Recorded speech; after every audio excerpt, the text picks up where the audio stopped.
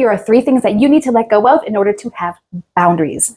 Now, the first thing we're going to talk about to unpack that is balance, because you can't have boundaries without balance, and you can't have balance without boundaries. And I think the underlying current, the fundamental goal that we're trying to hit at here is actually balance. That's why we have boundaries in the first place. So today's word is going to center around balance. That is the word of the day, folks. It is a constant daily act in the human journey to walk this fine tightrope of balance, to make sure you're walking in alignment with that which serves your highest good, right? And that line that you walk, that tightrope, is kind of the boundary line that you set. When you off step, then you can feel it, and that boundary line may be encroached upon or crossed over by yourself, by another, because we can cross our own boundaries. So that's kind of the distinction, and why there's a line going through balance, because it draws on the visual metaphor that we walk this tightrope, always seeking equanimity, or, perfect balance between the light, the dark, the feminine, the masculine, the feels good, the not feels good. And in that same right, we also, through learning what serves us and disserves us, what feels good, what doesn't feel good, we start to create our own boundary lines. So they're inherently, you have 2 different jobs. Number one, you have to become aware, so that when something does happen that doesn't feel good, that you don't want to repeat again, or that you've become mindful that, like, maybe that doesn't serve me, I don't want to keep perpetuating that in my life. You set the boundary line. And then your second job from there is to reinforce that boundary line. I can do another separate video on some tips on how to reinforce boundaries, but for today, we're just going to center in on balance and the 3 things you need to let go of in order to have boundaries. The other thing I want to talk about is how we can observe how even nature, everything in nature, is always seeking a state of equanimity. I mean, look at our beautiful planet. She's always moving the hot regions to the cold. She's cycling water through all the 3 different states, from solid, liquid, gas. Always, it's like our natural air conditioner. She's always keeping that in motion and in balance. Animals seek balance as well. If they are hungry, then they go on a hunt, they consume their food, they make their kill, and then they go along their way. Or if they're tired, they sleep. These might seem like basic functions, but it's triggering something within their body that says, hey, this is out of balance, this lever is low, let's pull it up and make sure those levers are all in balance and satiate our hunger. So that's another example of how animals even practice balance. Plants practice balance as well through their own mechanisms. Our bodies are so amazing on all the different ways that they are working behind the scenes, under our radar, even while we sleep, to ensure that all things are in balance. So many systems are working in network in our bodies. I've learned a lot about the amazing magic of our bodies and the intelligence. And I would love to go on a side rant here, but I won't. I'll keep it focused. The point is that we also get those triggers from our bodies to let us know, hey, this is out of balance, but also in other respects, it'll automatically counterbalance for us, even if it's below our threshold of awareness. For example, and this is like literally playing on the pun of balance, if you break your leg, well, your other side is going to become stronger to overcompensate for the lack of balance, to keep you in balance. So when you walk, you can, you wouldn't be walking on that broken leg, but it's going to overcompensate for something lost in order to keep you persisting, in order for you to keep on living to the best of your ability. That's the amazing magic behind our bodies. So that's another key example. All things around us are always seeking balance. We are nature. We are also in that same realm. When it comes to wellness, we have 4 different pillars that I teach as far as what comprises wellness. We have the mind, the body. This is the new one, the heart. Not a lot of people put this pillar underneath the idea of wellness, but it is a huge and necessary component to the human journey. I have lots about the heart connection. You want to check that playlist.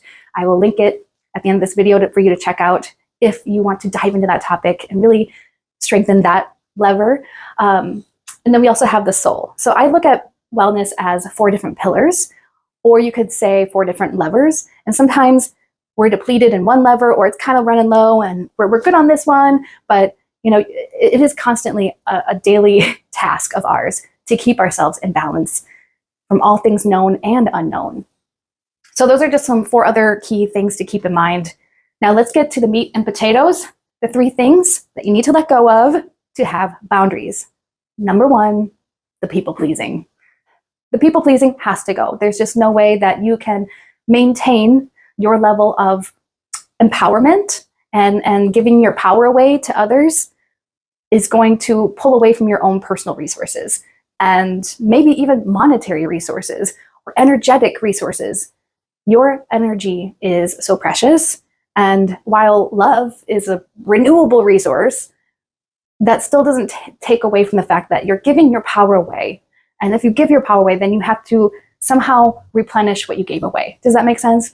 So I just look at it from a bird's eye view. This isn't like going to be a huge deep dive, but from a bird's eye view, I hope you understand that analogy that as we people please and we go, yes, I'll do the thing because I'm fearful that I will lose my job, or I have to be put in this box and do exactly what you want me to do, how you want me to do it in the name of a paycheck. Those are just some examples that I've come into where I've really extended my power and my resources, given my power away to other forces outside of me in the name of something that was still underlying fear-driven. What is interesting is about that job, the minute I decided to do no more people-pleasing, that job fell away in its own natural course. So very interesting energetic tie there, where it's like the physical matched up with the energetics. I said I wasn't going to do any more people pleasing, and I had like 0 fear about it, about the ramifications. Whereas before, I would have been fearful, and I was stuck in that like scarcity mindset, or like, what if my paycheck doesn't come, or if I'm let go or fired, then whoa, then I have to deal with this big catastrophe. But once I decided to let go of people pleasing, the job fell away. Things worked out in my favor, and it was not a catastrophe. I'm not saying you should do exactly what I just described, but that was one of the interesting correlations I made between how the energetics always will follow in the physical. Now, take your own discernment when it comes to that message, but that's an example where I have let go of the people pleasing. And from there on forward, I had so much more control over my schedule and my own resources, my power. I got to be sovereign again. And I mean, that's just a priceless feeling. So number 2, not speaking your truth. You got to let that go. Because the second part, when I said you have 2 different jobs when it comes to boundaries, is to number 1, set the boundary line, and then number 2, reinforce it. Well, this is necessary for both parts of those jobs. You may not always need to speak your truth about your boundary line. It doesn't always have to be a spoken thing, but in some cases it does. So you have to communicate, especially if you're in a partnership, if you have a specific other. This is a point of communication where you need to express your boundaries so that they know. And then also, if they are encroaching upon that boundary, you can communicate that. Okay. So now when I say communicate that, it doesn't mean it always has to blow up in a big, huge fight or be a negative thing at the very least. I have found ways to speak my truth in a way that is not causing harm to myself or others, and is also not perpetuating more drama or trauma on this planet. We certainly do not need any more of that. But it is possible to speak your truth from a place of integrity without harming yourself or others. I encourage you to try it. So yes, you need to be able to speak your truth in order to maintain your boundaries and to set them. And then finally, the last thing you need to let go of to have boundaries is unconscious decision-making. This, if you flipped it in the other way, it would mean to be self-aware, to be really conscious, to be more in the driver's seat than in the passenger or the backseat of life. Why this is important is because this is awareness. Setting that boundary line, you have to take stock of what is working, what isn't working, what you like, what you don't like.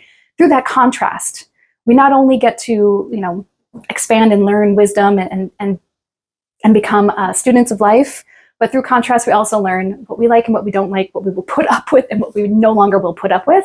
And that is up to you to be conscious and aware of. If you are not aware and you're just unconsciously making decisions based on the past or based on what other people expect of you, whether you agree with that or not, then you're setting yourself up for boundaryless interactions.